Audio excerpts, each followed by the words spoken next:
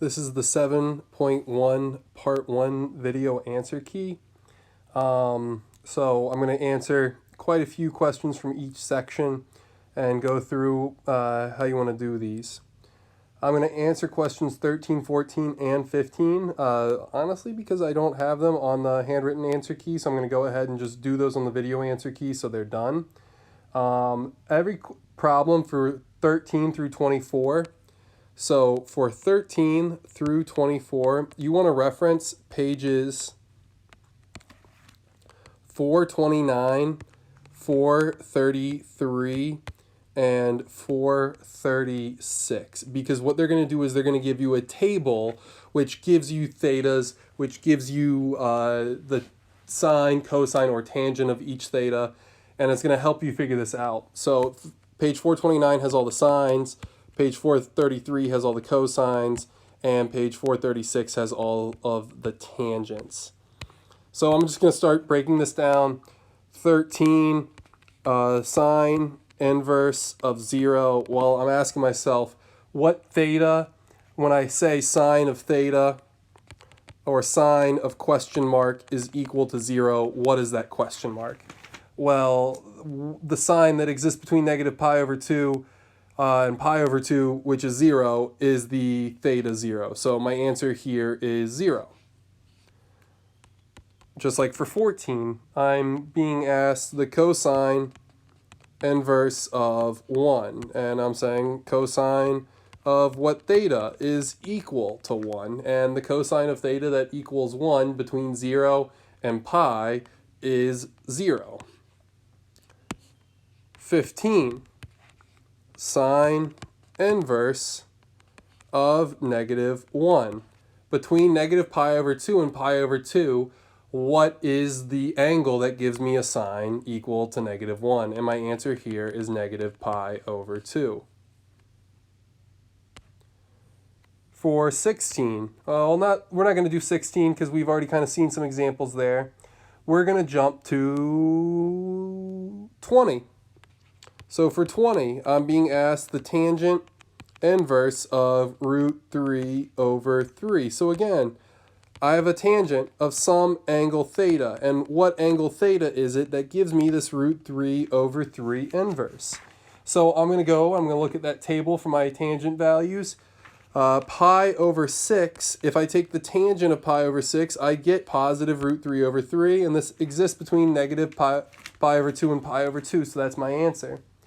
And then quickly, we'll also look at the 24. So for 24, I've got the sine inverse of negative root 2 over 2. That negative root 2 over 2, that is going to end up being negative pi over 4. Because again, I'm trying to think of where it exists between negative pi over 2 and pi over 2. 3 pi over 4 also has a sine, or 5 pi over 4 also has a sine equal to negative pi over 2, but I'm not looking for 5 pi over 4 because 5 pi over 4 does not exist between negative pi over 2 and pi over 2. All right, so problems 25 through 36, you were just plugging these into the calculator. I explained how to do this on the notes. So 25 or 12, 25 through 36. This is all calculator. I explained how to do this on the notes. I'm actually not going to go ahead and do this on your video answer key. This is something I feel that you guys should be more than on top of, regardless of the video answer key or not. Remember that sine inverse is second, and then sine, cosine inverse is second, and then cosine, and then your tangent inverse is second, and then tangent. And when you plug that in, make sure that you're just doing that, and then check if you're in radians or degrees. It does not state what it wants it in. It doesn't tell you if it's asking for in radians or degrees. And my written answer key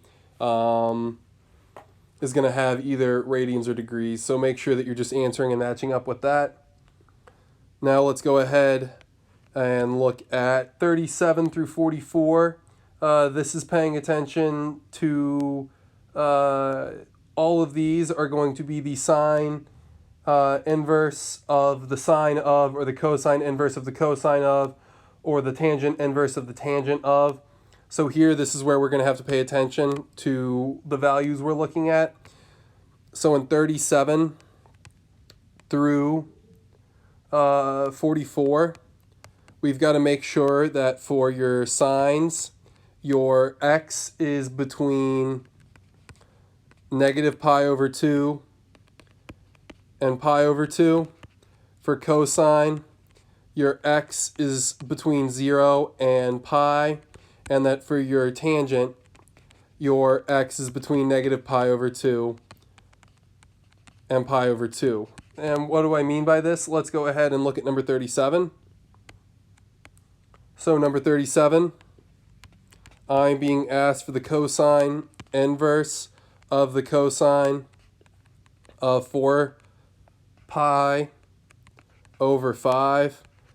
I quickly say to myself, oh yeah, that's right, 4 pi over 5 exists between 0 and pi.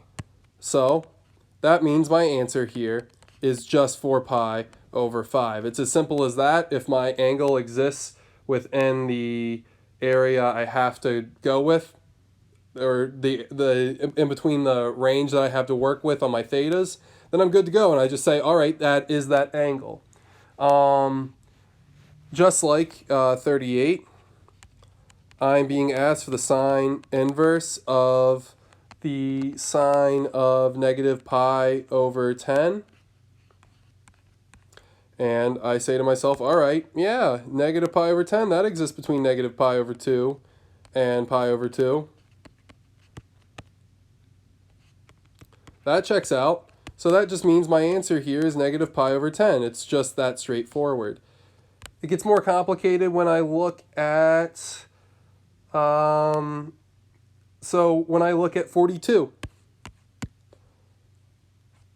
For 42,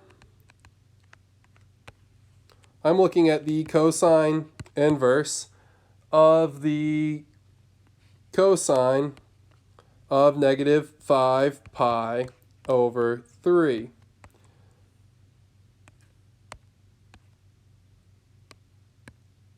So what I do here is I'm going to quickly draw my coordinate plane.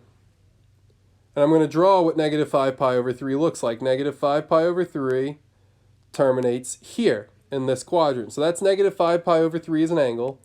Now what I do say to myself is, okay, this is pi over 3 away, and it's already in quadrant 1, which is really, really nice. So what I'm saying is that this x value of the cosine of negative 5 pi over 3 is the exact same x value as pi over 3. So that means my cosine inverse here, my answer here is actually pi over 3, because pi over 3 does fall between 0 and pi. Negative 5 pi over 3 does not. Negative 5 pi over 3 is obviously way less than 0. So I actually have to go through the process of seeing where it terminates and finding that distance from the x-axis. We can look at another one of these. We've got 43.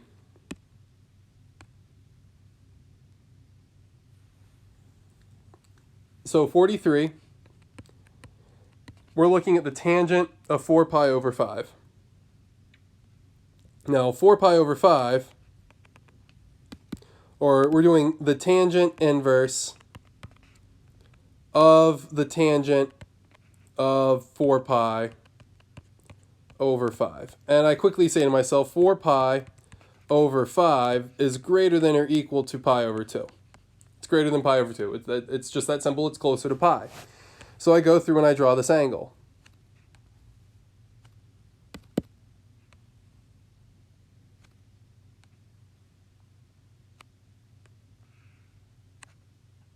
So that's 4 pi over 5. And since I have 4 pi over 5 here, I quickly ask myself, okay, how far is this from the x-axis? Well, this is pi over 5 from the x-axis. And it terminates in quadrant 2. However, I know that tangent is negative in quadrant 2. It's not negative in quadrant, it's not positive in quadrant 2, it's negative. So that means if I'm trying to think of where does this fall, where is it going to have the exact same tangent value? It's going to have the same tangent value over here, where it's pi over 5 below the x-axis. So my answer here is actually negative pi over 5, because negative pi over 5 does fall between negative pi over 2 and pi over 2, but now I'm in the correct quadrant. I'm in quadrant 4, and I'm fitting within those restrictions. And I have to pay attention to where these angles are ending up and what's happening to my tangent, tangent, cosine, and sine values in each. Are they positive or negative? Because that's going to have an impact on my answer that I give, what my final answer is. So that's how I go about doing 37 through 44. Not the easiest thing, a little bit difficult, especially when we start getting to these angles that fall outside of the range, because then you actually have to start thinking about their distance from the axes. And I know that that's rough. I know that that takes some time, but you'll be able to do it. I trust you. You just got to think it through, and please reach out with questions on those. When you get through 45 through 52, the rule that we have to remember is that for sine and cosine, your x's have to fall between -1 and 1 on these. And then for your tangent, all real numbers will work here. And then so the rule is just going to be as long as you have a number. So for example, 45, I've got the sine of the sine inverse of 1/4.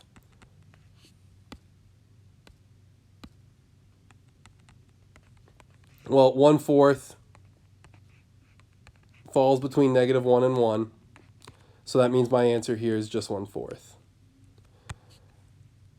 It does get a little bit more complicated for, like, let's say number 49.